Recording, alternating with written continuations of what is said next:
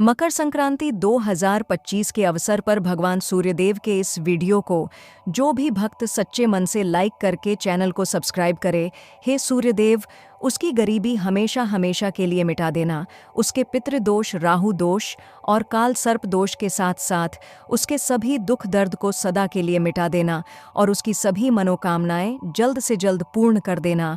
ओम सूर्यदेवाय नमः। नमस्कार दोस्तों, स्वागत है आपका हमारे चैनल सनातनी दुनिया पर। आज हम बात करेंगे मकर संक्रांति के पर्व के बारे में, जो न केवल एक धार्मिक त्योहार है बल्कि हमारे जीवन में सकारात्मक ऊर्जा और शुभता लेकर आता है।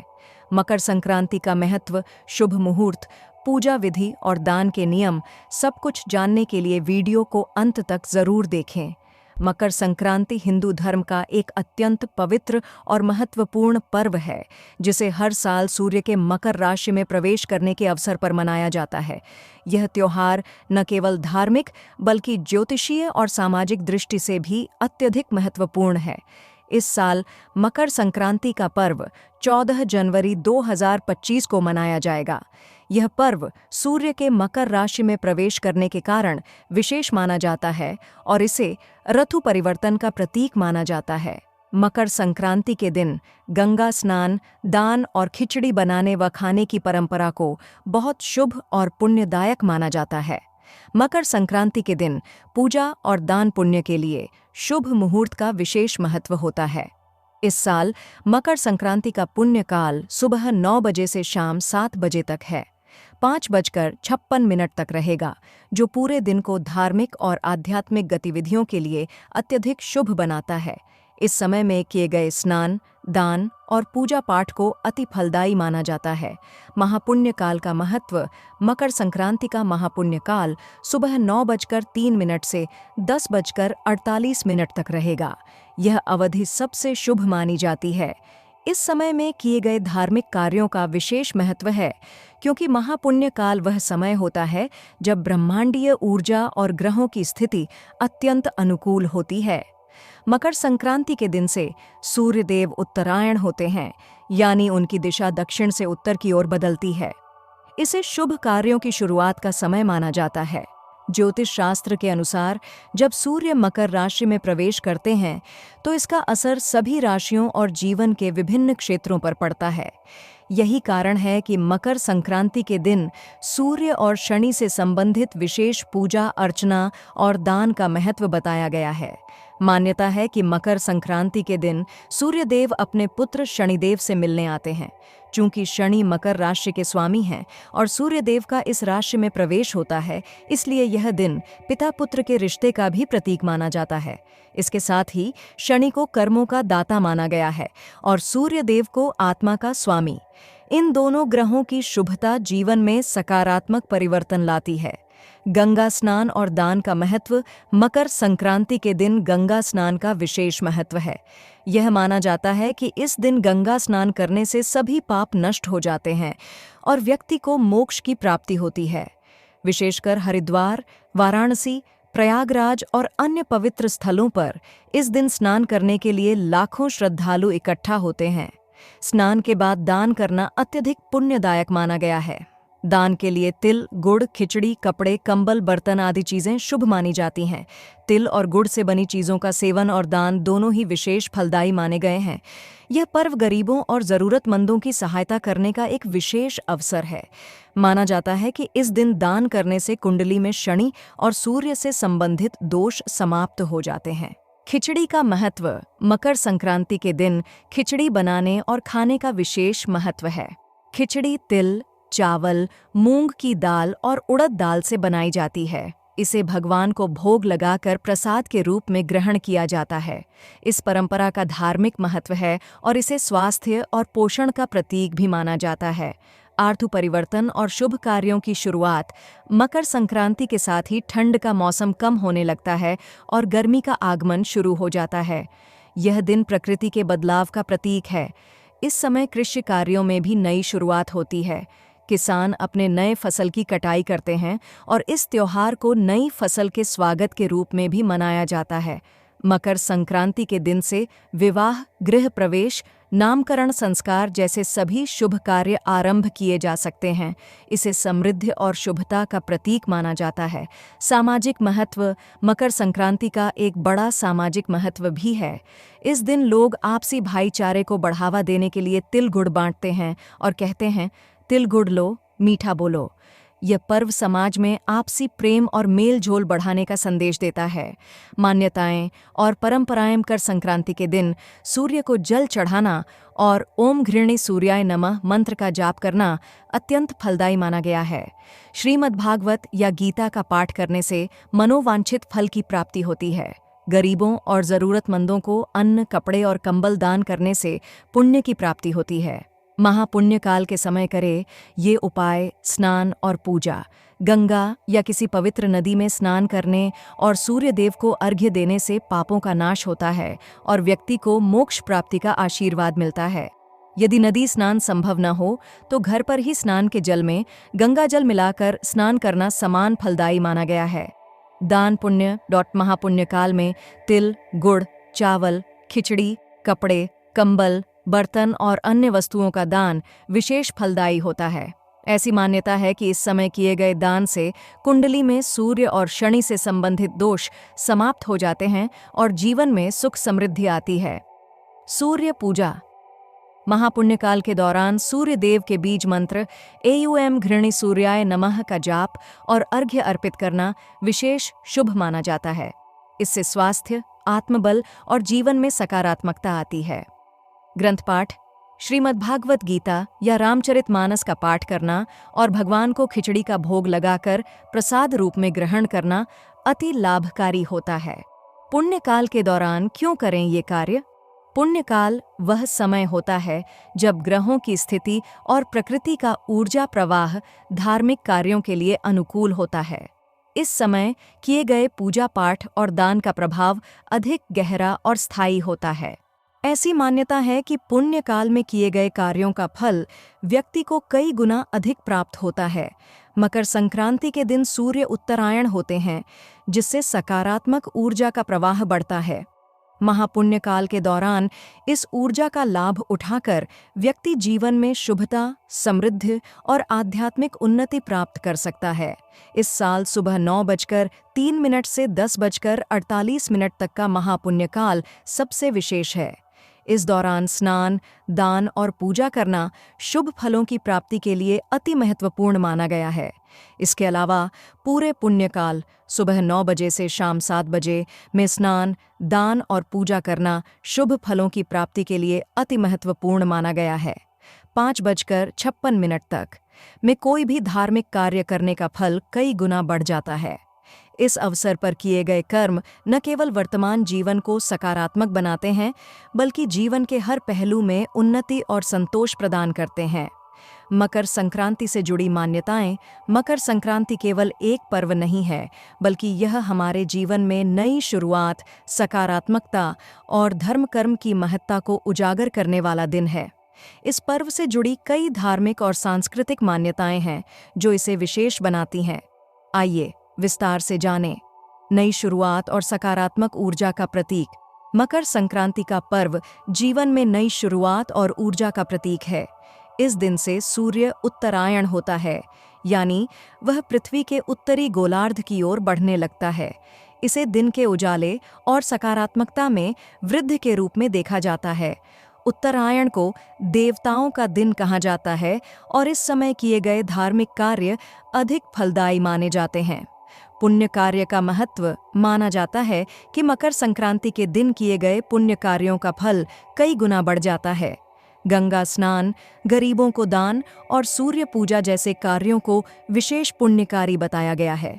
इस दिन तिल, गुड़, खिचड़ी, कपड़े और कंबल दान करने से ग्रहों के दोष समाप्त होते हैं और जीवन में सुख शांति आती है। अन्न ग्रहण से जुड़ी परंपरा। संध्या के बाद अन्न ग्रहण न करने की परंपरा मकर संक्रांति के दिन विशेष रूप से महत्वपूर्ण है। यह परंपरा इस विश्वास से जुड़ी है कि इस दिन संध्या के बाद अन्न ग्रहण करने से शरीर में सकारात्मक ऊर्जा का प्रवाह बाधित हो सकता है। धार्मिक दृष्टि से यह नियम संयम और साधना का प्रतीक है। सूर्य और शनि का मिलन। मकर संक्रांति से जुड़ी एक प्रमुख मान्यता यह भी है कि इस दिन सूर्य देव अपने पुत्र शनिदेव से मिलने आते हैं। यह मिलन शुभता और पारिवारिक संबंधों की महत्ता का प्रतीक माना जाता है। मकर संक्रांति 2025 पर विशेष सुझाव।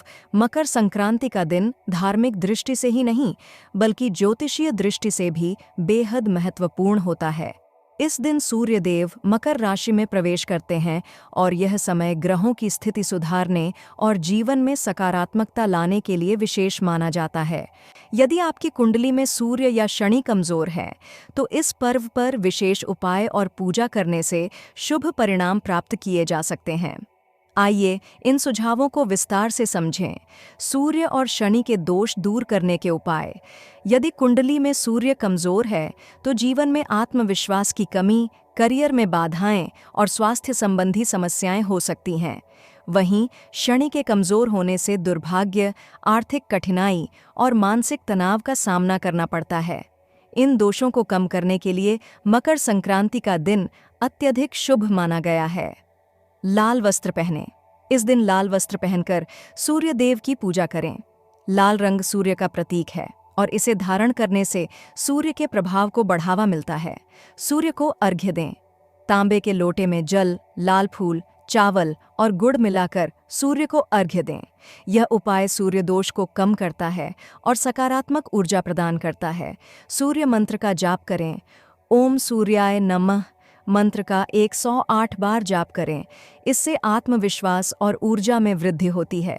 दान पुण्य का महत्व और लाभ। मकर संक्रांति का दिन दान के लिए विशेष माना गया है। शास्त्रों में कहा गया है कि इस दिन किए गए दान से ग्रहों की अशुभ स्थिति का प्रभाव कम होता है और शुभता बढ़ती है। भोजन का दान करें।